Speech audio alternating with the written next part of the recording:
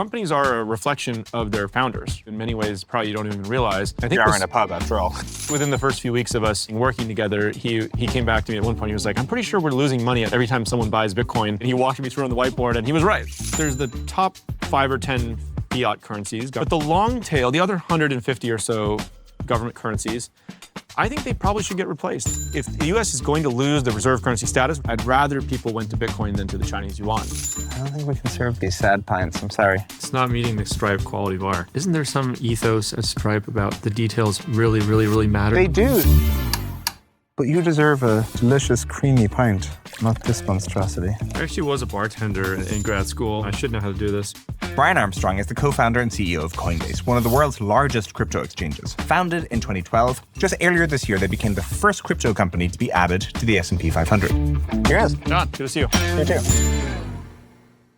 It feels like a good time to do this and take stock, where Stripe was, we launched in 2011. Coinbase was founded in 2012, kind of grew up at the same time. Coinbase just added the S&P 500. Genius Act just passed. So it's kind of a good moment to step back and take stock. Yeah. As you look back on it, like when I think about crypto in, say, the 2014, 2015 era, it was such a red ocean. There was so many different competitors, and you guys beat so many people to get here. Like, as you look back on it, how did Coinbase win? Well, yeah, it has been a long journey, and I remember actually seeing you guys go through YC and everything was very inspiring for me. It was like, okay, maybe a fintech company could be built in this area. So I've had a lot of aspiration to go through YC, in part by seeing what Stripe did. And you're right, in those early days, it was the Wild West. I mean, I'd go to the early Bitcoin meetups, and there was like brilliant cryptography PhDs and also just anarchists, and like it was really, I mean, one of the first meetups I went to in San Francisco for Bitcoin, a guy there told me he was starting his own religion. I thought was a little off topic, but somehow it all worked together in his mind. So we've come together from these kind of early days, which remind me of the Chaos Computer Club kind of equivalent.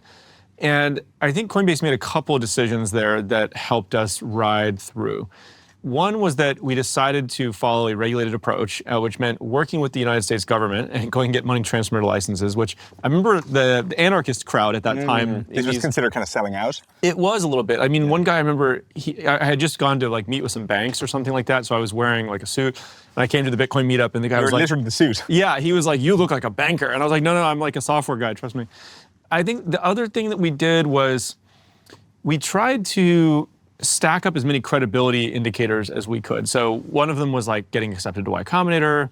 That led to us getting a bank relationship in the US at the time when that was very difficult to do with Silicon Valley Bank of all places, getting the money transmitter licenses. So there was a period there in the US where we were kind of, I think, the only US company that had a bank partnership. So it was easy to connect your bank account to buy Bitcoin. And that really allowed us to get started in a way that nobody else could catch up. So you were more credentialed versus, and who were the competitors at the time? Like, was it Mt. Gox? Was it, who were you competing against for consumer? Yeah, I mean, it's been so long. So Mt. Gox was in Japan, which of course blew up. There was a company called TradeHill in San Francisco, which probably, could have been a big exchange, but it didn't hit some of those milestones. I mean, there's so many of them along the way, I couldn't even probably name all of them. And there was actually a Bitcoin conference in San Jose, California in 2012, I believe, that was kind of iconic in hindsight. Like the Winklevoss brothers showed up, and I met Vitalik Buterin there for the first time. He had not invented Ethereum yet. And I remember people looking around the room, and they're like, it felt so small time. Like some of the talks only had like 5 people show up to it, and we had like this little booth with t-shirts. What was Vitalik working on before Ethereum? Oh, he was a writer at Bitcoin Magazine. So he was actually a very good writer. I mean, you see it in his like how he leads the Ethereum movement. Yeah, exactly. He's kind of the philosopher king.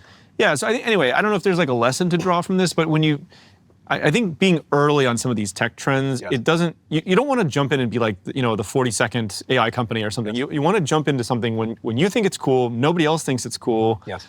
And it's, I guess Paul Graham has that thing, right? You'd rather have like 1,000 people who really love your product than like a bunch of people don't care. So that's where we were. Nobody took seriously what we were doing, us, Coinbase, or the entire industry at that time. And when you describe being the more buttoned up player, having the money transmitter license, having bank partnerships, did that help you win because you were able to build product that other people weren't able to follow you with? Or did it help you win because for consumers, it gave you a brand and a trust that led them to choose you? I think it was both. I mean, yeah, it allowed us to launch products that others couldn't. It allowed us to not get shut down. Did other people get shut down? Yeah, they either they got cease and desist letters, they couldn't afford the legal bills, they got shut down by getting hacked, basically. Sure. We had a couple close calls in the early days where we were not the mature company we are today, and we had people trying to break into our systems. I can tell you about some of those close calls if you want. But we were able to get just enough good talent in the door due to the credibility indicators and and I think by the way, some of the other companies at that time were totally anonymous. These people were telling me, well, I don't want to put my name on this website because it's against the ethos of crypto. And in my view, I was like, if we're going to raise money, be regulated, I was like, how are you going to be anonymous forever? If this gets big enough, someone's going to come knocking on your door. And so I wasn't afraid to put my name on it and say, I'm a US citizen, I live in the United States, I'm doing this for the right reason, I'm here for the long term. And companies are a reflection of their founders, right? Stripe's very much a reflection of you and Patrick, and bits and pieces of you in many ways probably you don't even realize. I think you are in a pub after all. Yeah, Irish pub, this is one small example, yeah. But the same thing was true of Coinbase with Fred, Ursum, and I. It was really a derivation of our DNA, which was, many things, but one of them was we were actually kind of legitimate and we were trustworthy and we were doing it for the right reasons for the long term. And that counted for a lot. Fred had worked in the financial world before. You were at Airbnb before. Had you worked in finance at all before? No. I had studied computer science and economics. Yeah. I'd worked pretty much as a software engineer. I'd tried doing another startup that was more of a base hit, didn't work. Fred got a computer science degree in economics too at Duke, but he went into FX trading at Goldman. So it was, when I first met him, I was kind of like, okay, the guy knows how to write code, he has a CS degree, but he knows something about finance. And of course, within the first few weeks of us working together, he came back to me at one point, he was like, I'm pretty sure we're losing money every time someone buys Bitcoin. I was like, how could that possibly be? And he walked me through on the whiteboard and he was right. So it was like, okay, complementary skill sets. V1 of the business model is not going to work, you need some optimizations. Yeah. That's wild. You're saying some of the close calls. I think one thing people don't realize is, they think when a startup isn't working that it's bad and stressful because no one's buying your product, and that is true. But when a startup really is working, it is also bad and stressful in a way because you're being pulled along by forces and it's not obvious that you can keep up. And so, what were some of the close calls? Yeah, I'll give you a couple examples on the first version of the app. I had created this simple hot wallet that was live on the servers, right? And I remember telling people, this app is in alpha, don't store any money here, you're not willing to lose. And the company had raised about 150K or so at that point from Y Combinator. And so as early users came on the site, they kept depositing more money, even though despite these warnings all over the app, and it was getting closer and closer to being like 150K. And I felt like if we lost all the money, I would want to be able to pay it back or else we'd be insolvent. You were tracking corp cash versus how much money the company had versus user deposits, and you didn't want user deposits to outstrip how much money Coinbase had. Exactly. Yeah. And I calculated at one point the growth of the deposits and how much money we had, and I was like, hey, we have about 8 weeks to put this onto some new system. I had the vague sense we need to move the money off the internet, cold storage. And so I didn't know how to architect one. I'd studied computer science, I took a security class, I had basic understandings of cryptography, but I never built a really key storage solution or anything like that. So I called up two friends of mine. I was like, I need a crash course, how to do this. How would you architect it? I remember asking one of them how long you think it'll take to build this? And he said a team of 10 people would take probably a couple years to really validate it and everything. And I was like, we have 8 weeks. And he was like, oh, well, you're in trouble. And so anyway, I tagged one of the other engineers on our team, and we basically just got to work coding up the first generation of the cold storage architecture. And we were sleep deprived, and we made some trade-offs that we thought were reasonable to get it there in time, but it worked. And it was one of the most kind of do-or-die moments where if we had waited longer and the company had gotten hacked, we wouldn't exist here today, right? There was another example like that where, we were sitting there at lunch one day in San Francisco, and someone on their computer noticed, hey, there's a lot of refunds going out. And we quickly realized someone had hacked into one of our customer support accounts and was just issuing themselves refunds as fast as they could. And I remember we shut down the whole website and we kind of figured out how they accessed that account, managed to block it, came back online maybe 12 or 24 hours later. And we patched it, we went back to work, and I realized if we had been asleep when that hacker started doing it, we would have been insolvent by morning. We only lost 50K or something in that incident, but it was pure luck that we were in specific time, San Francisco. They started doing it in a place where we noticed it. So there was moments like that in hindsight, very scary. They were coin flip. And there was 3 or 4 coin flips like that, maybe, that not all of them were cyber related. Yeah. But yeah, you're right. Once it started to really work, I think there were other challenges about keeping up. I mean, one was just the level of customer support tickets coming in, and we didn't have a customer support team. So nights and weekends, we would 9 p.m. to midnight, we'd answer all the support tickets after doing the other work. Yeah, I mean, at some point there was like 10,000, 20,000, 30,000 unread support tickets, and people were starting to get really angry and frustrated with us. And so we realized, okay, we have to hyperscale here. How do we build a customer support team in the next 7 days or something, right? And somebody on our team made this actually a 10-question quiz, because we couldn't interview all these people that fast. And we had these people apply online, take this quiz. It was a really hard quiz about knowledge of crypto and all these things. We did like 5-minute interviews with a bunch of them and hired them in, and we started to get up to speed. So there was a lot of problems like that we were just figuring out along the way by the seat of our pants. What does the general tech public not appreciate about the cybercrime landscape?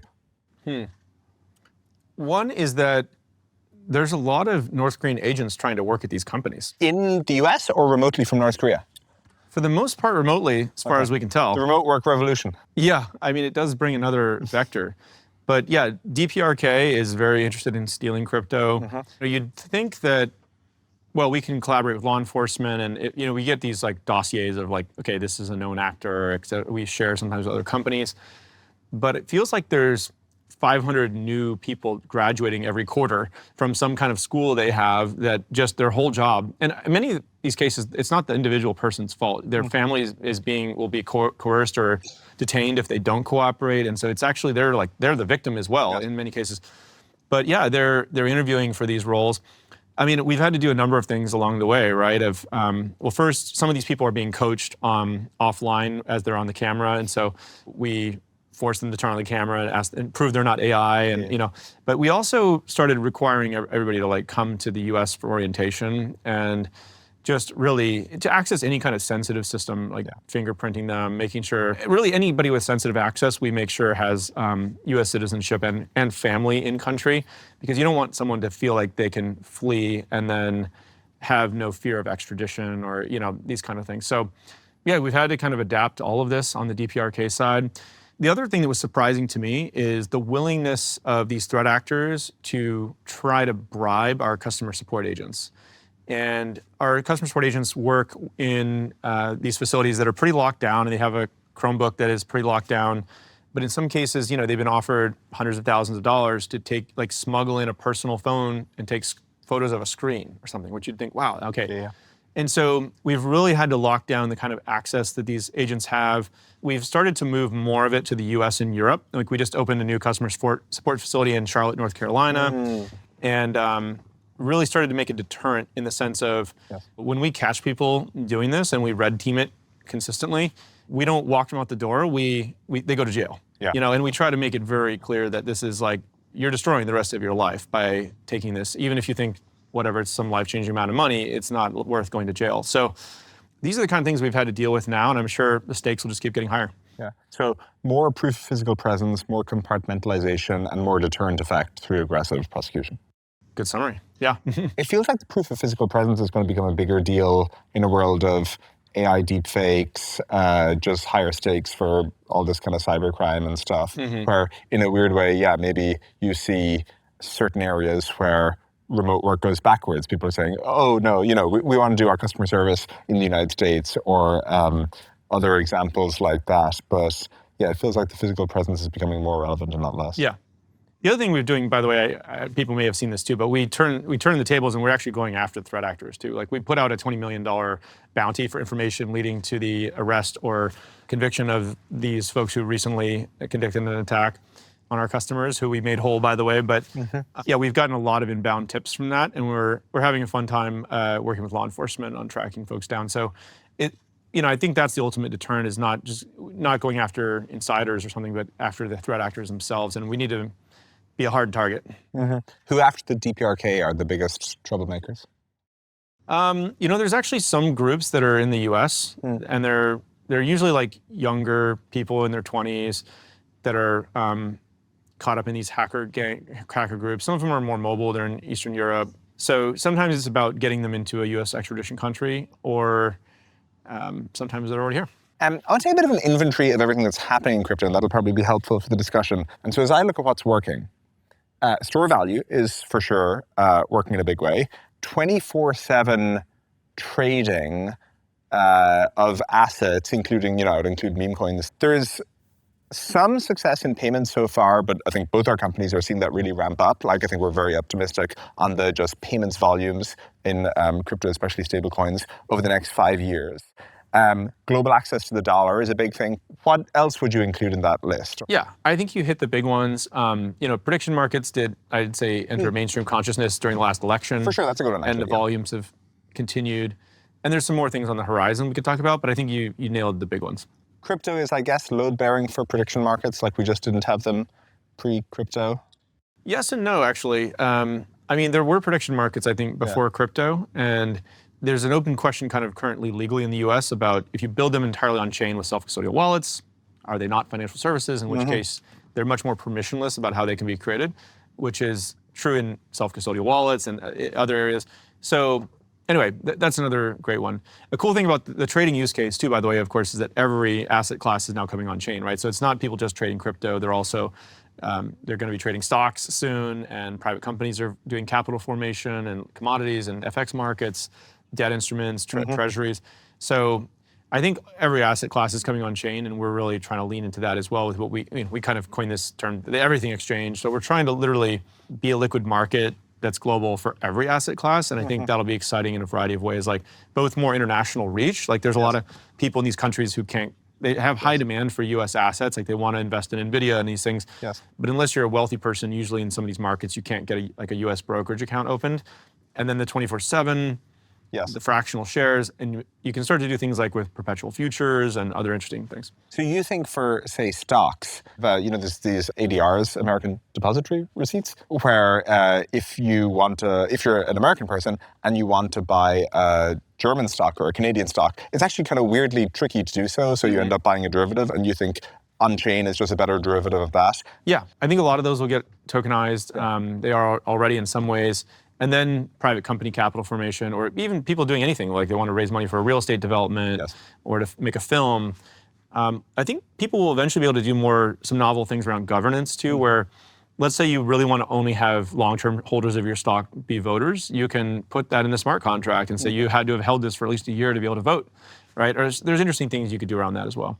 Is tokenization of assets, I was going to ask you what the next big use case that starts working is. Would that be your vote, or are there other next big use cases that you would point to? Tokenization, yeah. I think the big ones right now are, trading and payments. I think Bitcoin as a store of value that's inflation resistant is not to be underestimated. That's also a $20 trillion opportunity with gold. Gold is a comparable, but better than gold, I think. Gold is a $20 trillion market cap? Yeah. And Bitcoin is 1.5? It's 2 or 3 or something, yeah. Oh, okay, I'm update. Yeah, and I think it'll eventually be bigger than gold. Yes. If that's all crypto ever was, that's already enormous. But I think, we're starting to see borrowing and lending, capital formation, and then people doing decentralized social media too is pretty interesting. We just launched a prototype of this, or a beta of. I watched the base event. I saw it. Yeah. So that was cool. Now people are essentially posting content, and people can every post on social is its own coin, and you, the creator, have your own coin, which value flows up.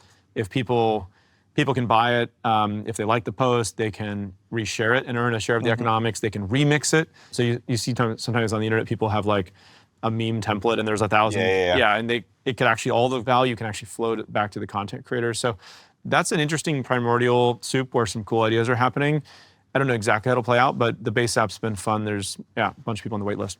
Those are some good new use cases. And I think both of us would say payments actually qualifies for a major new use case, because it's true, over the last 10 years, it's been pretty much just kind of the crypto enthusiast use case, whereas now at least we're seeing a bunch of mainstream use. Yeah. No, I was excited to see you guys come into the space, because it was super legitimizing, frankly. And I think the tech was slowly getting there, and there was a scalability issue, there was a usability issue with are you sending some random string of characters, or is it a human readable name?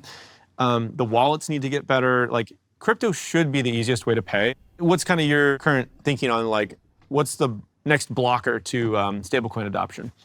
I think training consumer familiarity is going to be the big one. And right now, one of the places where stablecoin usage is most interesting is in cross-border money movement, where it solves a real-world problem. Like, if you want to send $2 from the US to Turkey, that's actually not even really a thing you can do. Like, there is no product that historically fills that space, and crypto makes that easy. And so in a lot of creator economy use cases or things like that, we're seeing a lot of pull. I think what's interesting is you get this cycle of the apps getting better and consumer behavior coming along with it. And so an example of that might be, if you look at QR codes. The QR code as a technology has existed for decades. It's a super old technology. But it required two things. It required Apple to natively include QR code scanning in the camera app on the iPhone. So if you just point the camera app on the iPhone towards a QR code, it kind of did the right thing. That happened in the late 2010s. And then with COVID, there was lots more focus on, touchless experiences and things like that. And so I feel like in the US, people really got familiar with QR codes during COVID. So again, that technology had existed for a long time, but it required the consumer apps to get good in the form of the iPhone supporting it, and consumers to be kind of wired to expect it and use it. And I feel like we actually still don't have both of those for the stablecoin use case. Like because we wanted to encourage stablecoin adoption, we have our coffee station downstairs on the first floor. You can pay with crypto. It's a super junky experience, because you always run into a bug or something like that. And that will get good. And so as consumers get familiar and as all the kind of app experiences get really smooth, then that feels to us like it's going to drive a sharp rise in usage. I don't know, does that scan? Totally. Yeah, I think you're right. It'll be interesting to see if QR is what is needed here, or if it's like a tap-to-pay NFC thing. Sure, and I'm using QR just a metaphor for this wave of, but yeah, I agree. Tap-to-pay NFC feels like it'd be a very plausible ingredient, some better OS support. I guess now with the new iOS rules around NFC, you maybe can use the NFC APIs in the Coinbase app, ? Well, we've seen some good demos of tap to pay. I think that part is opening up. The secure enclave on the device is another story. Still can't but yeah, we'll keep working on that one. Yeah. But yeah, I think you're right. It's we debated mailing these stickers to just flood the zone of a city to test it out of seeing which merchants want to accept it. And a lot of the use case, it is happening cross-border, it's happening in more internet native applications where crypto is the only way to pay because it's a global group of people coming together into some community. It'd be a little weird to use one country's currency. But brick and mortar will probably be a later adopter is my guess. But still they don't want to pay 2 to 3% on the fees. They can save money. So, and give some of it back to the customer too. Yeah, I agree. It feels like the digital use case is where it'll roll out first. And, we're starting to roll out in more and more of the Stripe checkout experiences, pay with crypto as an option. There's a lot of brick and mortar retailers that accept Alipay or accept, JCB. And obviously that's a pretty small, that's a niche use case accepting JCB, the Japanese card brand in the United States. But it's a large enough constituency to be worth it. And it feels analogous here. Once you get above some minimum penetration, it's not, everyone's paying with it, but it's just not worth not accepting it. So what do you make of all the banks starting to embrace crypto? So Jamie Dimon said previously, Bitcoin is a fraud. It's worse than tulip bulbs. If I was the government, I'd close it down now. And now, of course, they're launching JPMD, their tokenized dollar. And so it's just been an interesting reversal. I'm curious what you make of all of that, across banks generally. Yeah, well, I think ultimately they're responding to customer demand. So if their clients want it, they're going to support it. And I feel like the banks have had this back and forth with crypto where they'll say, we're not so sure about Bitcoin, but we like blockchain technology. Maybe we could make a closed network for interbank settlement. Or maybe, they don't like paying SWIFT fees. Or so they are excited about it in the abstract, and they've run a lot of pilots. But I haven't seen them full on embrace it, right? And it's a little bit of that innovator's dilemma type thing, Clay Christensen, where just culturally, it's so hard to get an organization where they're making tons of money off the traditional system. Anything they do in crypto would just be this fraction of a share, but it comes with all this risk and complexity. So they don't get a lot of people who come in with that mindset. They don't have a lot of DNA inside the company that wants to build a crypto.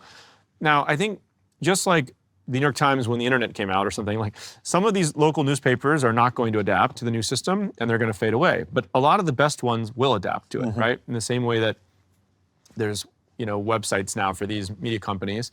The banks are going to embrace crypto. The payment companies, Visa and MasterCard are running good pilots on stablecoins. Obviously, I think Stripe's jumped in with both feet, which is really, really smart. And you've caused a lot of other people to wake up and do the same thing. So I think the smartest ones will adapt. I think that's good. I think from a Coinbase point of view, we increasingly want to be people's primary financial account, right? As crypto kind of eats financial services, I think for some of our customers, we can be a bank replacement, right? And they can manage their trading, their payments, their direct deposit, like they have a credit card, they have a loan. And a lot of them actually, by the way, they won't even really care that it's crypto. They just want the best financial services. So if it's the cheapest way to send money to their family overseas, or they can get the best rewards on this card, or whatever it is, that's what we ultimately want to provide to them. And I think the banks will have to compete in that new environment. Are they going to be an infrastructure layer powering some of these new fintech apps that the next generation of kids thinks of as their primary financial account? Or are they going to adapt to the new world and build their own apps or embrace crypto? Like I said, the smartest banks will do it, and many will get left behind. And that's good. That's free market competition. Totally. Companies don't disrupt. Consumers, cause disruption by voting with their feet to use something else. Has anyone impressed you on the banking side of things, just in terms of being forward-thinking? Well, yeah, a number of them. I actually think Jamie Dimon is a great leader, very smart. Even his comments on Bitcoin, he's the goat, yeah. I don't really agree with, but he's a great guy, and we work with them a lot.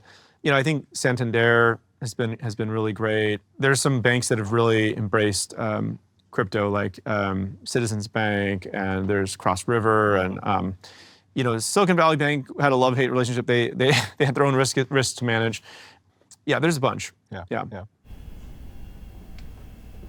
What does Coinbase becoming people's primary financial account look like? It means that we just have a bigger responsibility and share of people's financial lives. So it's not just going to be coming in to trade crypto. It's like, okay, maybe I started with that, but I have a lot of crypto here. Okay, I can get the best rate on a loan to do a mortgage or whatever, because I have a lot of assets here as collateral. Or it could mean that I can use a Bitcoin credit card and get 4% back in Bitcoin as rewards when I spend, right? Or it could mean that it's very easy to send money overseas instantly for less than a cent. So we need to do a good job of leveraging the benefits of crypto to update the financial system and not make it just crypto for crypto's sake. Because the early users of Coinbase were just crypto diehards. Yeah. And that's great. We've gotten to maybe 6 or 7% of the world has used crypto now, kind of like the early 2000s for the internet. And we now need to get to about 1 billion or half the world eventually using it to really increase economic freedom globally. So it's got to be about something more than the technology. It's got to be about just it's faster, it's cheaper, it's better. It helps me get done what I want to get done. The reason I ask is because I observe the growth of neobanks outside the US. Nubank has obviously taken over in Brazil. Revolut is the fastest growing bank in Europe. And in the United States, the largest consumer banks are basically the same, a very similar, recognizable set of characters from the 1970s. And maybe that'll still be true in 10 years' time, or again, maybe things will really have shaken up. And so I'm very curious what the neobank revolution in the United States looks like. Well, I think that's a great way to phrase. I probably should have phrased it that way, actually, when I was describing it. But I think some people are calling them like stablecoin neobanks or super apps, right? There's a lot of terms you could come up for this, but I think that's our opportunity. By the way, as a technicality, I don't think we're actually going to go get a banking license because I don't know how deep people want to go on the details here, but the core thing a banking license allows you to do is not have all the money there. It's called fractional reserve, right? Which is an interesting business model, but it also comes with such heavyweight regulation that it makes it much harder to really innovate on products and ship quickly. And so we actually don't really want to be a bank. You want to be fully backed as opposed to be doing fractional reserve? I want to be, 100% reserve, not fractional reserve, which is actually safer for the customer because you can't have a bank run. Yes. You can even store the assets like the stable coins, especially backed in US Treasuries, things that are bankruptcy remote, et cetera. So there's really strong protections you can put in there. And then I think that'll allow us to continue to innovate and provide the best customer experience. So ultimately, I think it could be a bank replacement for many people. Or let's call it I like your term. The US needs a neobank since the rest of the world seem to keep having them. Yeah. What is your prediction for the 10-year rate of growth, like average annual growth in the Bitcoin price? The rough idea I have in my head is like we'll see $1 million Bitcoin by 2030. And there's high error bars around these things. But, just to give you a couple of data points, right? It's like we're starting to see regulatory clarity emerge in the United States, which I think is a bellwether for the rest of the G20. You have the Genius Act passed now for stablecoins, but this market structure bill is being debated in the Senate. Fingers crossed, something could happen by the end of this year. That would be a huge milestone. The United States government now has a strategic Bitcoin reserve. So that is, if you'd asked me 5 years ago, that would have been kind of like vision board. Someone would have said, you're crazy, like the United States government's not going to officially hold Bitcoin. But if they do that, which there's now an executive order to do, I think a bunch of other countries are going to do that. We've seen a lot of interest from sovereigns, right? I think Coinbase actually provides crypto services to about 140 government entities that, believe it or not, like at both federal, state, local, and internationally. So governments are now getting more and more engaged in this. And you can imagine the big pools of capital around the world. And there's a lot of, so I don't see the regulatory thing going away. That was one of the big risks is the government going to shut this down? I think that risk has been severely diminished. And then, is there going to be some flaw found in the Bitcoin protocol? I think that's been severely combed over at this point. We need to make sure we upgrade it to a post-quantum cryptography. But are elliptic curves already post-quantum or no? They are theoretically, I believe. I don't. No one really good to nail that down. It's a little untested, but I believe there is a path where the Bitcoin core team and Ethereum and Solana, everyone, they're looking at proposals now to upgrade to even definitely post-quantum. Yes. So I think the list of kind of risks is getting diminished, and at the same time, the amount of demand, like the amount of institutional money just sitting on the sidelines waiting for this next bill to land, these are the big institutions I talk to. They're holding 1% of the portfolio in Bitcoin, and I'm like, what would it be to 5 to 10? And they say regulatory clarity. That's it. So I think we'll continue to see huge inflows of capital. The ETFs have been huge. When people talk about the institutions on the sidelines, I think the gold comparison is a very apt one in that it's a non-productive store of wealth, which I mean that is a compliment, not an insult. Yeah. And but depending on what you mean by institutions, I don't think like the major sovereign wealth funds or mutual funds or whatever hold a lot of gold today. I guess I don't know. And so doesn't it seem like you're substituting the gold buying, but it would be kind of unusual for those large institutions to buy a non-cash flowing asset? Well, it depends on their strategy, but there is a theory that in a diversified portfolio, you should have some percentage of it, 5 or 10 in commodities or specie or whatever. Yes. I think there's a good bet to be. BlackRock has actually published some reports and research on this about how they believe crypto should be a part of every healthy diversified portfolio at this point. It's like, because it has interesting inversely correlated aspects with other assets and it's changing over time, by the way, as it evolves. Yes. But I think that we'll be sitting here in 5 or 10 years, and most wealth managers or maybe sovereigns who hold a traditional diversified portfolio will include 1 to 10% like crypto. If you did want to put a fraction of your portfolio into crypto, should you dollar cost average into Bitcoin and maybe the other major coins, but not the meme coins in a market cap weighted way? Or I don't know, what's the right investment strategy if you want to put some money into crypto? Yeah, well, with the caveat that I'm not giving investment advice and all that, but I think it's reasonable for people if they're just learning about any new thing, whether it's crypto, if you like it, put 1% of your net worth in something you're willing to lose and learn about it, right? But within crypto, what should they put it into? Oh, well, look, I think, Bitcoin is a great place to start. We actually have something called the Coin 50 Index, which is the top 50 coins by market cap. Market cap weighted, I presume. Yeah, market cap weighted. I think that, I'm not going to go down and list specific coins, but I think what you should do is you should hold Bitcoin. You can hold the index if you want as sort of and then what you should do is go try and use crypto. Spend it at a Stripe merchant, use your Coinbase credit card, and post some content onto the Base app and start to earn money in crypto. Start to shop at a store that accepts it, whatever. So I think that people should go use crypto. There's a part of it that's an investment. And eventually, by the way, as these stocks get tokenized and people want to get a loan, they're going to be using crypto without even really knowing it underneath. Yes. It's like they may not know how electricity works, but they can turn on a light switch. So that makes sense. So we have the Genius Act now. Yeah.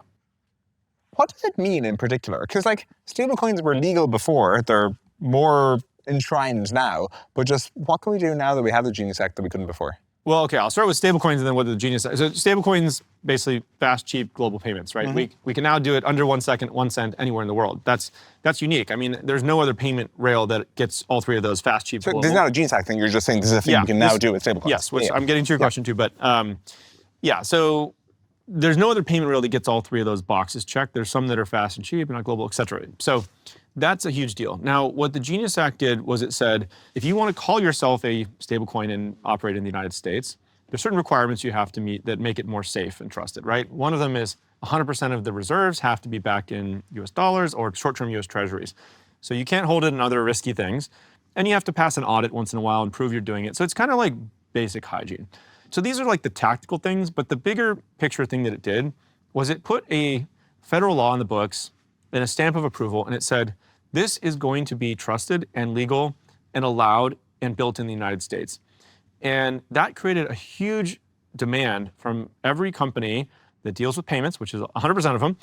And it said, we need to have a stablecoin strategy. We need to figure out what we're going to do here because it's now going to be a thing. The US government blessed it. And that can't be so understated. Much more interest in the past 2 or 3 months. It's incredible. You've probably noticed something similar. Yeah, it's like gold rush. Like everyone's kind of coming in trying to figure out what is going on with this and how it can save their company money. Like there's lots of companies, they try to pay out developers in these markets all over the world, right? And kind of like the US and Europe and a few other countries, it works pretty well. And then there's a whole long tail of countries where people just don't have access to good financial services. And it's like kind of a black box how much money shows up on the other side of this payment rail. With huge fees taken out. And so if you have a global payment rail that's fast and cheap, it democratizes access to financial services where anybody with a smartphone is on a more level playing field. Their wealth can't be taken away from them, eroded away via inflation. It's an incredible tool for progress and just property rights and sound money, economic freedom, basically. So yeah, that's what that opened up with stablecoins. Now we need to get the market structure bill done, which is all the non-stablecoin crypto assets. Got it. And so this is what's security, what's not, all that kind of stuff. Yeah. Yep. And you must have some funny stories from the passage of the Genius Act because it was such a winding roller coaster ride. Yeah. So one thing I realized was like, for a long time, we were trying to make progress in DC and try to advocate for legislation. And nothing was ever happening, And I realized that people educated me about this a little bit, and it's like, it's actually kind of rare for Congress to act. In fact, somebody told me Congress is really good at doing two things: nothing and overreacting, in some crisis moment. And so we realized at a certain point we had to generate a political will to do this. And we had like 50 million people in the US who had used crypto. And we said, well, let's try to get them organized. And so we funded this 501c4, I believe, called standwithcrypto.org. And we got 2 million of these folks in the US to raise their hand and say they wanted to elect pro-crypto candidates. And I remember I was talking to our policy team and I was like, well, let's put a scorecard, like A to F, of every politician in this upcoming election in last November. And our policy team their whole job is to build relationships with politicians. So they're like, why don't we put a list of our crypto champions? And I was like, no, I want to put a list of the crypto enemies too, with like an F. Who has an F? I could see them like get nervously perspiring, And I was like, no, let's put the scorecards. Like someone needs to win an election, someone needs to lose an election because of the crypto vote. Crypto famously, in terms of how it shows up in DC, is much more pugnacious than, say, tech was historically, where there's, we have our friends, we have our enemies and things like that. So did that, and, the stand with crypto and Fairshake, I guess Fairshake was the more relevant one in some of the recent battles. Did that come from you, essentially, that we're not going to be pussyfooting around here, we're just going to make clear how we feel? Well, there were a lot of people involved, so I can't claim full credit. But what I saw a shift in the crypto industry was a lot of the traditional policy advice that we got from people who worked in tech, and they all said, you need to go in there and build relationships. So be the good cop. And then what you should do is form a trade organization who can be bad cop. And they can go fight the battles and write the nasty op-eds and try to, whatever. Yes. For whatever reason, the people we kept getting into these trade groups wanted to also be good cop. I kept thinking, okay. Ken does the bad cop arrive? yeah. Who's going to get into the political blood sport on X and be tearing down these people, that are doing bad things, and they just wanted to have polite meetings behind closed doors. Yeah. And And so I realized at a certain point as the election was coming up, I was like, if they don't do it, maybe no one's going to do it. So maybe we should do it, right? And so I don't think we did anything like too crazy, but what we did do is for DC standards, this was crazy, right? We came out and we said, we're unequivocally pro-crypto. We don't care if you're on the left or the right. We want to elect pro-crypto candidates. And by the way, we want to get anti-crypto candidates out of office. And this really blew people's minds in DC because everything there is kind of partisan, right? And so there was a feeding frenzy kind of coming up to the election where I was getting angry phone calls from both sides. Like, how could you have given money to this person, you know? And we're like, well, they're pro-crypto. And then I get a call from the other side, like, how could you have given to that person? I'm like, well, they're pro-crypto. You're really a single issue voter, Yeah, so on the one hand, I was like, maybe we're just pissing off both sides and we'll have no friends after the election. But on the other hand, you know, if you're taking flack, you're over the target. Like, I don't, we're explicitly an apolitical company, right? But we are unapologetically pro-crypto. So to me, it was very consistent. And by the way, I had to remind many of them, apolitical does not mean 50-50. It means we will elect a pro-crypto candidate regardless of what party they are, or help donate to them or whatever, you know, regardless of which party they're in. It's not necessarily going to be 50-50. It might be 60-40 one way and 60-40 the other way the next election or whatever. So that was a big mental shift, and it was kind of a contrarian thing. And it helped elect the most pro-crypto Congress. So the work that we did along with a bunch of other people, it's not, I don't want to take credit for it, you know, a bunch of other companies worked on this. That set up the most pro-crypto Congress, which is now, I think, getting this legislation passed. We made it clear to people in DC that if you're anti-crypto, there's no constituency for that. The American people want crypto. And if you are pro-crypto, it can help you get elected. And so it's just good politics. That was a novel idea.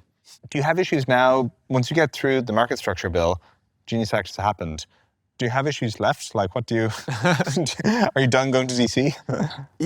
I mean, the upside to all of this, like, there was a lot of downside. I mean, literally in the last... Stick your neck out, Yeah, in the last administration, you know, they were trying to kill the whole industry, right?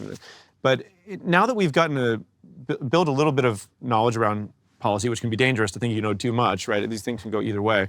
And I hopefully we'll get market structure done. It does kind of start to make me wonder, what else can we do to help update the financial system? And our mission is around increasing economic freedom. So, you know, an example would be, I think the accredited investor laws are kind of unfair, right? Only rich people can invest money to get richer. That seems regressive, right? There could be a financial literacy test, for instance, instead of having a certain net worth or income to become an accredited investor. Or, you know, I like this idea. I'm very excited about this idea of special economic zones, right? And they've worked very well in China with Shenzhen and in the UAE and these places. And, you know, we have so much regulation. Why not have a sandbox for one area to test out new ideas, where you could have one around crypto or biotech or drones or, you know, supersonic aircraft. So I think it'd be great to see if we could get, I don't know, 10 pieces of federal land in the United States set up as different special economic zones. And there's a company called Prospero, which we actually invested in, which has a prototype set up in South America, but they're trying to do this now in the United States. Yeah, I mean, there's a lot of different areas. Do you have any favorite pet policy issues that you would kind of push for in DC? Probably something with aviation. Yeah, I'm just going to say. Well, I'm super. This one happened actually. I'm super excited about these new Mosaic rules that happened. And what is that? Okay, so in general, there's been a lot of discussion around the kind of deregulatory agenda of the current admin, and you're like, okay, I mean, getting rid of outdated regulations seems great, but you need to actually like go do it and pass the the new rules. And they just did that in the aviation sector, where you can't just like build a plane and sell it to the general public. You have to go through a whole bunch of FAA approvals that were both a very cumbersome process, took multiple years, and also a very prescriptive process where it's like you can only have these kinds of engines or something like that. And so famously, electric aircraft couldn't be certified because they said, an aircraft engine is like, burns gasoline and does this and that and the other. And they just came along with the Sean Duffy announced last month this new regime for certifying aircraft that is radically simpler, I think will allow for much more kind of bottoms-up innovation in that sector. And so that would have been on my list, but it happened. And so I think we'll see much more innovation in the light aviation sector, which obviously the US used to be a leader in and stagnated over the past decades. Yeah, I think you might have seen, by the way, there was an exec order instructing the FAA to allow supersonic aircraft that overland in the U.S. that did not create an audible boom by some decibel. Yes. That was really exciting. I mean, I'd love to fly places much faster. And another one I think would be great is like it takes 10 years and $2 billion apparently to get a drug to market through the FDA. I mean, and they have these 3 phases of trials around safety and efficacy. I mean, I think it'd be amazing if you pass phase 1 for safety. Yes. Why not let a doctor prescribe it, especially to somebody who is at end of life patient who has no other options? Like, it's safe. Yep. You just don't know if it's effective. Let a doctor make that call. I mean, this would give you data much sooner on getting these drugs to market. There's people, every year that goes by, there's people dying. I mean, there's so many things like that that I think could be improved by making sensible deregulatory movements. I think everyone agrees that the accredited investor rules are a bit silly, where they are both exclusionary if you don't meet the kind of minimum net worth test, and as we have seen, wealthy people are not that necessarily savvy when it comes to making investors. Sure. The list of Theranos investors was a who's who of various wealthy and accredited people.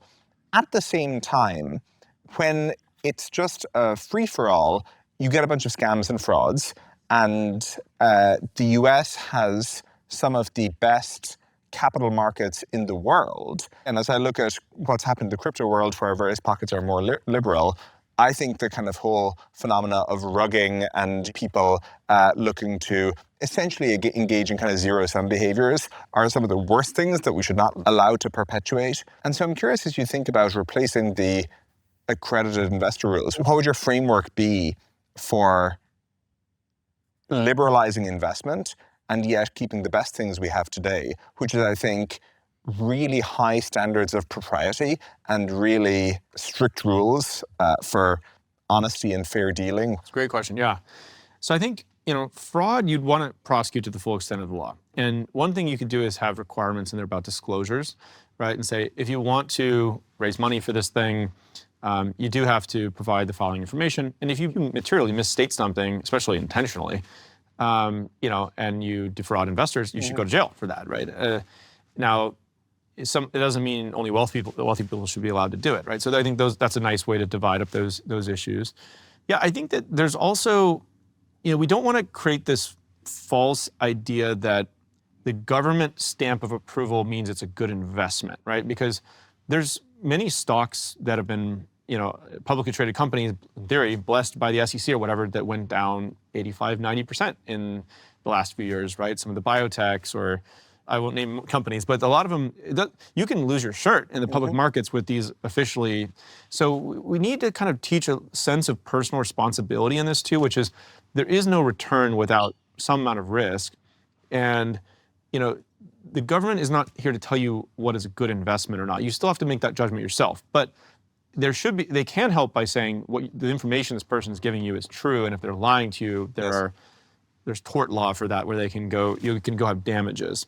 I probably lean a little more free market on this than most people, but I think, the best consumer protection sometimes is competition, right? If you have a car company and it's a bad car and it keeps breaking down and it's expensive, and in some ways the best solution is to have another company come in and try to compete with them and provide a better alternative. And a lot of people are actually very street smart, even if they're not like financially literate, but they know what a scam is, and they know that their 3 friends told them that thing is not good. Do you guys try to do anything on the Coinbase product side of things with kind of some of the coin hype scams that happen? Or do you say people are grown-ups and they should evaluate their own investments? Yeah, we've had a lot of debate about this because, it's a little bit like the app stores or maybe even Amazon, where let's say someone's trying to sell like a fraudulent product on Amazon. They probably want to get rid of that, right?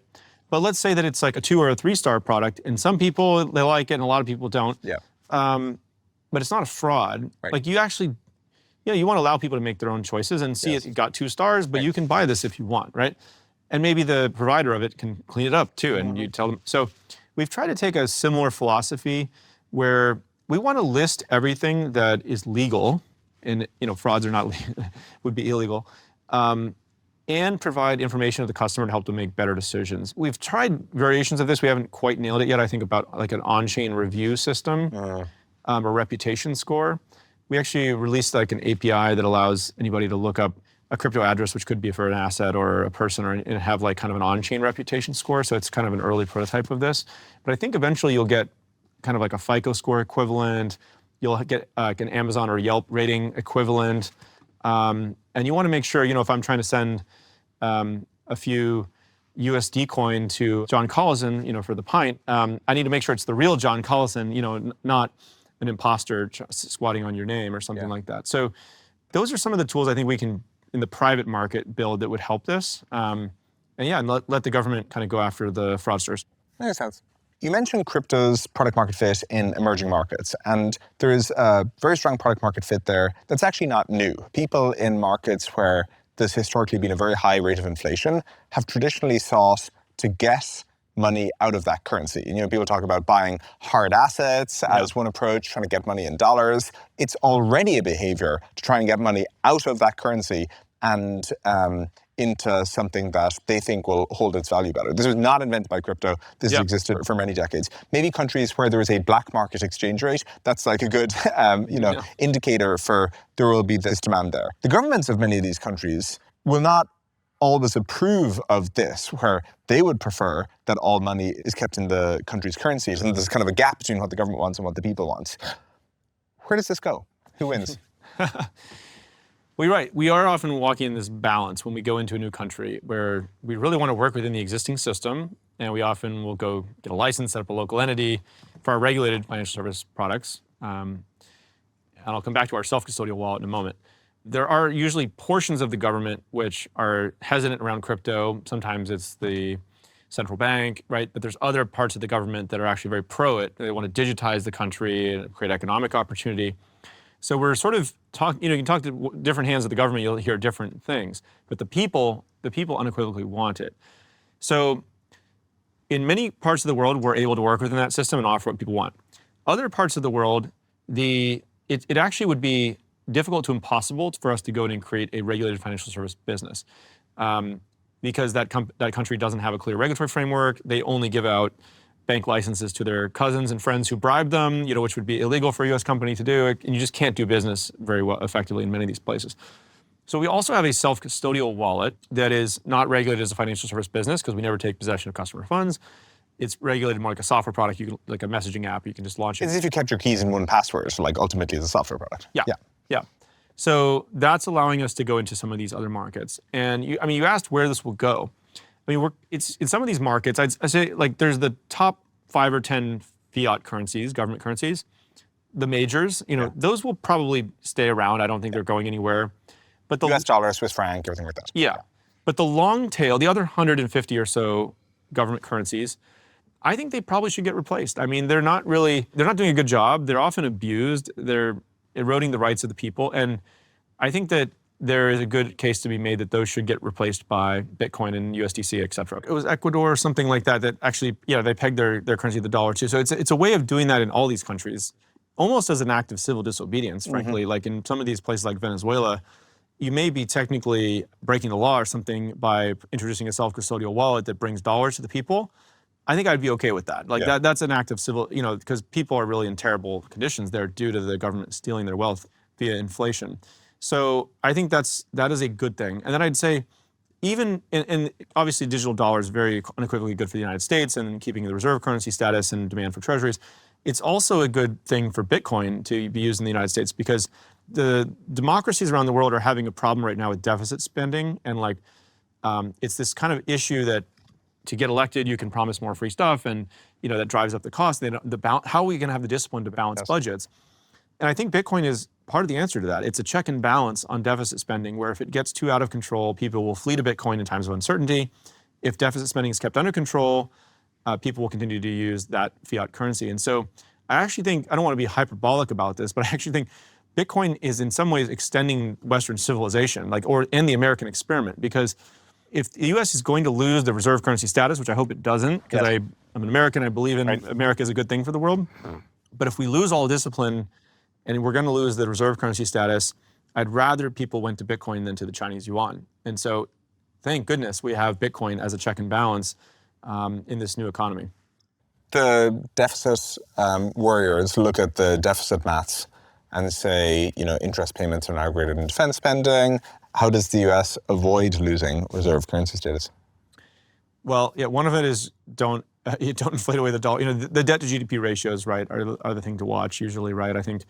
I forget where we're at now, 150 or 170 or something. But I think if you look at historically, maybe when it was in the British lost it or the Dutch, but they were in the 200, 250 range.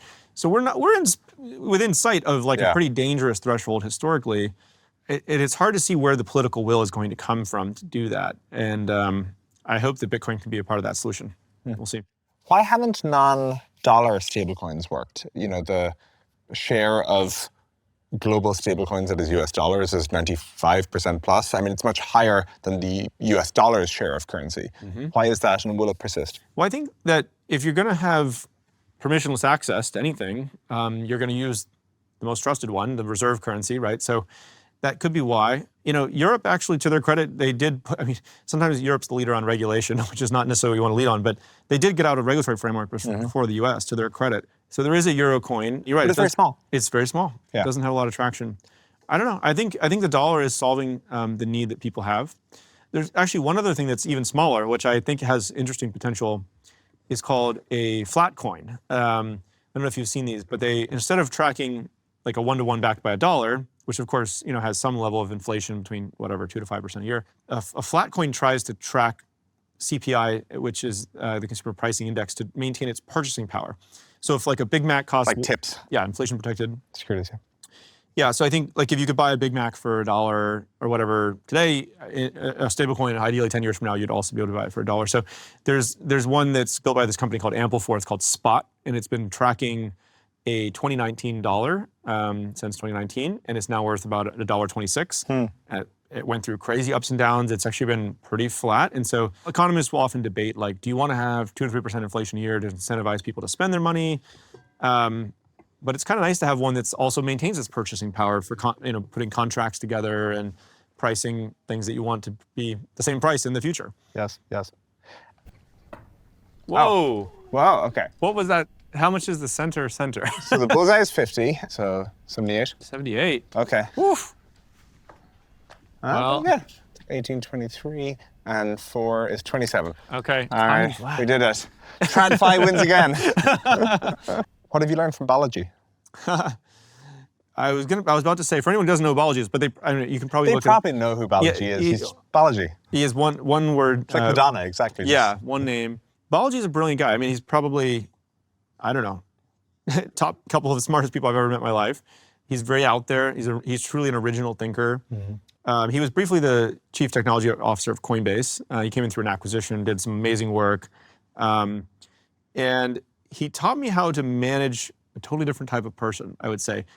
Biology, he is kind of unmanageable. He's what some people might call a free radical within an organization, where he really bounces around and he's just kind of absorbing vast amounts of information, even things that aren't his responsibility, maybe even he's not even supposed to be doing. Was explicitly told not to do them. Yeah, was explicitly told not to do them, does it anyway. And occasionally he would come back to me with these just incredible insights. And I'll give you kind of one funny biology story. But at one point he came back to me and he said, these are all the salespeople that are making more revenue than their salary, and these are all the people that are not. And the first thought I had was, you're not supposed to have access to anybody's salary. Hey, how did you get that? And he's like, don't worry about it. I found it in some database, somewhere I wasn't supposed to have access to. The other thing I asked him was like, well, how did you connect all that up? Because last week I was asking the data team, well, can you connect up Salesforce to all of our salary data and let's start to run some reports and have some more accountability? And he was like, oh, well, I couldn't sleep this weekend, and I just knew something felt off, and so I had to code it up and put it all together. And I was like, okay, give me a little bit of time to go verify this, because he came in on Monday. He looked like he hadn't slept the whole weekend.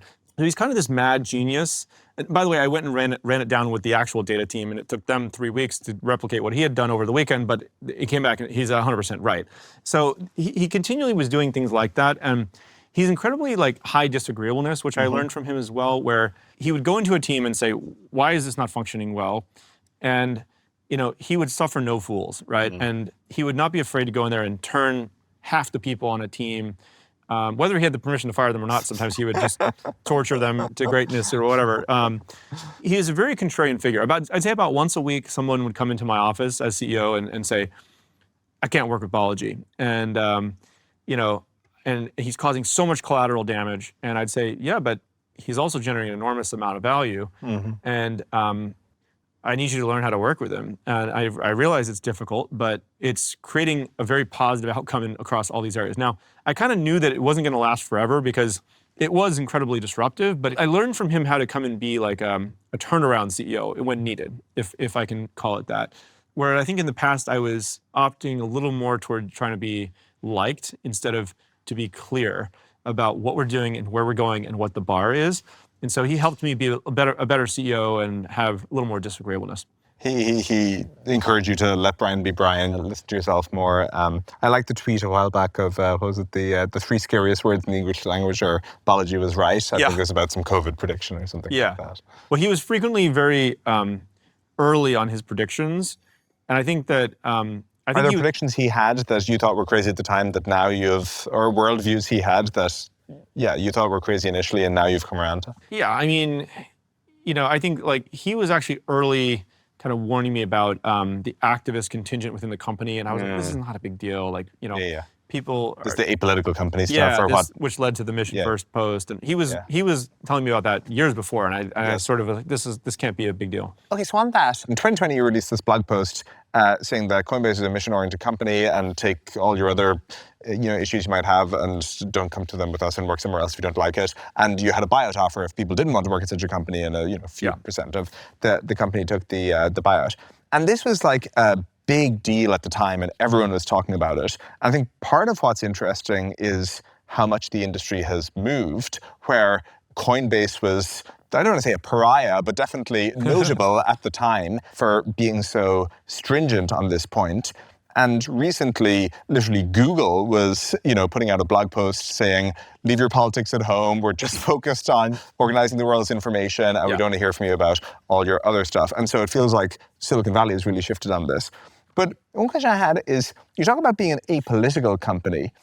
I feel like apolitical is a convenient way to frame it, but is it maybe more something like, there's actually a very narrow set of views that you have to agree with to work at Coinbase. You have to believe in financial freedom, or you have to believe that crypto is a good thing for the world, and then everything else we're just not going to engage with, and we'd rather you don't bring up. And maybe that's a technicality, maybe that's a kind of nuance. Right. But actually, as I was writing that blog post, originally I was thinking of calling it an apolitical company, but I changed it to be mission first, because you're absolutely right. We are unapologetically pro-crypto. We're about economic freedom. And you could argue, okay, that does have a policy angle to it, right? Yes. In fact, we are trying to get massive change happening in DC with legislation passed. And so we are very unapologetic about engaging in politics on our mission. But everything outside of that, which, sometimes there's edge cases you have to go figure out, but everything outside of that, we try not to bring it to work. And so it's a mission-first policy as opposed to being explicitly apolitical across everything. Yes. But yeah, that was an evolution, and we did take a lot of arrows for doing that, but I think it was a good move. I presume you think it was, now looking back on it, you're very glad that you did it. Very glad, yeah. I mean, I was failing as a leader before that because I was not creating clarity in the organization. We were having, some people thought our mission included social justice, activism on police brutality. Some people thought, and I clarified it. And I said, no, we're all going this way. Yes. And I'm sorry, I failed to create clarity beforehand, but if you don't want to work here at that company anymore, now that I'm making it clear, here's the exit package. And I remember we had all these debates internally. The people were terrified that I was about to do this. Had some people try to convince me not to do it. And some people said 50% of the company will quit and all this. And it turned out to be 5%. And so it was, sometimes your fear gives you bad advice, and you have to, I got more confidence to do it by basically going and talking to some of our employee groups, hearing from them directly. And also, watching some videos of people like Lee Kuan Yew and Ronald Reagan in similar situations where, like, leadership sort of inspiration moments. But I'm curious, where did Stripe land on this topic? If you could talk about it. Like I said, I think the norms or the expectations have very much shifted, where, in a productive way, I think, where people get that companies have a thing they're trying to do in the world, And it's hard enough to do that thing. Like, it's hard enough to get the Genius Act passed. It's, hard enough to make some impact in the world. And that, the US is a pretty big place, and there's, a broad variety of views on a whole bunch of social views. And so the classic, if you're going to a dinner party in the 1950s, the advice would have been that you leave politics and religion, aside as good, work dinner party conversation topics. Yeah. And this rediscovering of old wisdom, I think that it's hard enough to do one thing. And it's not that these aren't very worthwhile endeavors. Like, both of us have kind of pursuits that we're doing outside of work in various regards. But just, it's really hard to get an entire company aligned around some cause. And so you want to spend that capital very carefully. And I think yours came at an interesting moment in time where there was a lot of expectations of companies to be kind of broadly getting involved in a whole bunch of issues. And it was so notable, again, because that was such a popular idea at the time. But I think it's become almost received wisdom at this point. Yeah. I think we never went super far into the broad set of issues, but I think I kind of broadly agree with you on companies mostly sticking to the knitting. Yeah.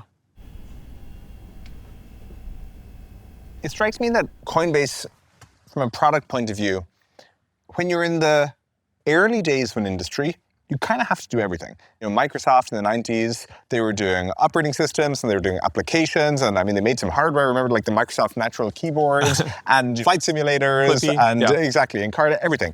And if you look at OpenAI and AI, they're doing consumer, they're doing B2B, they're doing Sora, the video model. They're, again, because AI is so fast changing and rapidly emerging. And similarly in crypto, you guys have the institutional product, you have the stablecoin with USDC, you have the brokerage, you have your L2 with Base, and you're playing everywhere. And again, that feels correct to me in a very fast moving space. It also seems like it would challenge focus, where everything is a good idea, because it could work in this like fast-moving industry. Yeah. And so how do you focus? How do you resource things? How do you decide what to cut? Again, it's easy with Stripe because we're just trying to stick to the knitting. We're trying to make the payments infrastructure good. But your world is a more open-ended map. Yeah. Well, it all depends how you count it. You guys have a lot of products in the payment space. I was simplifying this. Yeah. The purpose of the question. I think so. A lot of this comes down to like the founders, right? So in my case, sometimes I can't help myself. I have so many ideas. And in fact, the company usually is pushing back a little bit. We need more focus. And I'm like, okay, you're right. We should focus. Because there is virtue in focus. There's also virtue in having multiple revenue streams. Because when one thing's up, another thing's down, right? There's virtue in having some small teams working on a variety of things. Because USDC and Base started off as like 3 to 5 person teams. And USDC will probably add $800 million of revenue to our bottom line. And I would have never have guessed that in the past year. So, and there's a lot. Would you actually not have guessed that? Like, was it not obvious? It was not. No. Actually, so we have this this system internally where twice a year employees can come pitch what like venture bets that they want to do internally, and we've tried to construct it to be you don't need a unanimous yes. Like in most companies, you need your boss's boss, your budget, all the way up to the CEO to say yes to greenlight something, which means you get one no, you're out. Yeah. We try to create it a little bit more like internal venture capital. So you can go to any of the product group leads, and there's a handful of like smart hand-picked engineers, and then like myself and a few other people. And if you get any one of us to say yes out of their budget to fund it, you're greenlit. So it's like pitching a bunch of internal venture capitalists. So what that means is we get more of this risk-taking culture. We try a lot of ideas. And some of them don't work, and we have to shut them down. And that's actually hard. How do you have the guts to cut? Because in a startup, you'd run out of money, and you can't raise the next round. So we have to have sort of mimic these rounds of investment.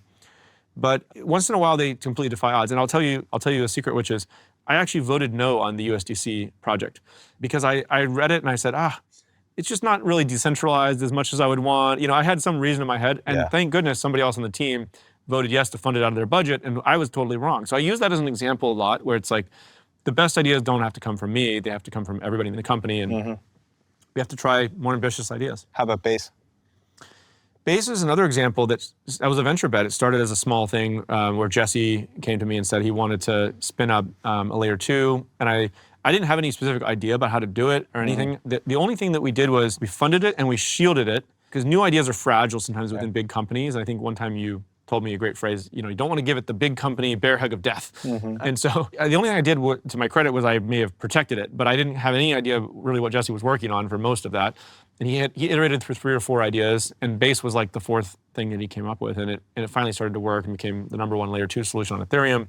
And now it's the Base app that just came out. So I think as CEO, it's not so much my job to come up with the next great idea. It's to create the right environment where good ideas can happen and be nurtured, and the bad ideas eventually do get shut down. We have some discipline around that. And the hardest time to work on new venture bets is when, the core is under threat, or it's a downturn, and the core is always under threat, right? And so, that's why it's the core. It's like a successful business that other people want. Right. And so we have this makes our decision making, I think, it's very healthy decision making, but it's a healthy tension in the org where usually it's like people are saying, the core is underfunded, it's under threat. How can we allocate more? I want to take resources from that thing, what's not generating revenue yet. And not always, but sometimes I'm on the other side saying, I want to fund the core. We also should have some percent, 10% of our resources going to these venture bets. Because 5-10 years from now, we need to have the next chapter coming out, right? And you see sometimes there's founders versus operators. And I think if you have too much founder energy, they sometimes blow the place up. And if you have too much operator energy, they're just boring and they never do anything innovative ever again, but they're very efficiently run, And so I think it's like a series of layered S-curves, Yeah, I'm in a lucky spot at Coinbase with Emily Choi as the president, and she and I make a great team where I think we can both do it either way, but the natural... It's like a natural happy place. I try to be a little more founder, like provide the risk tolerance, the venture bets. She really makes it a well-run company, pushes back when she's like, Brian, if we just focused on the core in Europe, it might generate another $1 billion of revenue, right? So it's a great combo. Do you use prediction markets anywhere internally in how you run the business? Not yet. Shouldn't you, if you're crypto pilled? Yeah, we are integrating, working on prediction markets. There's still, we haven't gotten full clarity. This new CFTC chair hasn't been confirmed yet. The US ones, US citizens are not allowed to use it yet, the on-chain ones. The ones that are approved to work in the US, you have to get them, I believe each market has to be approved by the CFTC. Oh, wow. So if you had some fun internal pet project, we don't have the resources to go get everything. But hopefully it becomes lower friction at some point. But then once they are approved, will I see a prediction market on projects or something like that? And you can use them? That's a great idea. What are other ways in which Coinbase is crypto-pilled, AI-pilled, works differently from a company founded 10 or 20 years prior? Well, like a lot of companies, we're leaning as hard as we can into AI. I don't know how much... What does that mean concretely? So we're doing a lot of the best practices, right? We made a big push to get every engineer on Cursor and Copilot. And then another question was, well, are they actually going to use it? Because a lot of them onboarded was it you or Toby who mandated it? I mandated it. You required people to have a call with you? Yeah, that's true. I did do that. You required people to justify to you, the CEO, if they weren't using AI coding That's systems. True. Sorry, originally, maybe I'm not meant to tell the story. No, I don't mind. It's actually a good story. Originally they were coming back and saying, all right, over the next quarter, or I can't remember if it was 2 quarters, they're like, we're going to get to 50% adoption. I was like, you're telling me, why can't every engineer just onboard by the end of the week? And so I went rogue. And I posted in the all-in Slack channel. Just a light dusting of founder mode. I was like, AI is important. We need you to all learn it and at least onboard. You don't have to use it every day yet until we do some training, but at least onboard by the end of the week. And if not, I'm hosting a meeting on Saturday with everybody who hasn't done it, and I'd like to meet with you to understand why. Now, a few people were on vacation. There was a list of. Anyway, I jumped on this call and on Saturday, and there was a couple people that had not done it, and some of them had a good reason because they were just getting back from some trip or something, and some of them didn't, and they got fired. Wow. At least some people really didn't like it, by the way, that heavy-handed of approach, but I think it did set some clarity, at least, that we need to lean into this and learn about it. And what's your experience of AI coding been so far? It's clear that it is very helpful to have AI helping you write code. It's not clear how you run an AI-coded code base and what the best way to do it is. I agree. I think we're still figuring that out too. One thing we started doing is just every month we host, we call it an AI speed run, where one of the engineers volunteers that month to run a training for how they're using it. And we try to cherry pick the teams that are doing it the best. And we're doing I think it's about 33% of code written by AI now. We have a goal to get to 50% by the end of the quarter. We'll see if we get there. You probably can go too far with it. You don't want people vibe coding these systems moving money. And so we've really encouraged people to really, you have to code review it and have the appropriate checks in place on that with humans in the loop. But some of the front end pieces, et cetera, you can iterate faster. We want to make sure it's used not just in the engineering teams, right? It really should be any team. Like design is using it heavily. Product managers, I think FP&A could even be using this as like ingest all the data and tell me what you forecast the revenue to be, right? So we're getting to a world where, even as CEO, by the way, I use it a lot. We use like a decision-making process called Rapids, and everyone writes their input. We have a row now for AI that writes its input in as one of the people that help make decisions. And so we're kind of testing the limits of it, of like, when can it actually start to be the decision maker on some things and do better than humans? Yeah. Last question. What advice do you have for us as we start to navigate the crypto world more and as crypto becomes so much more relevant for payments? Well, I feel like I should be asking you the same question. We're starting to figure payments, yeah. We're entering payments. You guys are entering crypto. Hopefully we get to work more together. In crypto, it's never as good as it seems, never as bad as it seems. You got to be in it for the long haul through ups and downs. It's very cyclical. Yeah. And I would say that crypto is about decentralized protocols fundamentally. So I think those are the ones that have done the best, right? And there are temptations at times. I won't name some of the prior projects, but they've come together with small consortiums of companies. I think we really want to make more open standards, and there's a trade-off, because if you truly have a decentralized protocol, it's slower, right? And like Base, for instance, we started it, but it's going through progressive decentralization, and we went from stage 0 to stage 1 decentralization. We're getting to stage 2 soon. And so everybody should really, on that network, be able to exist on a level playing field with Coinbase. That's where we're getting to.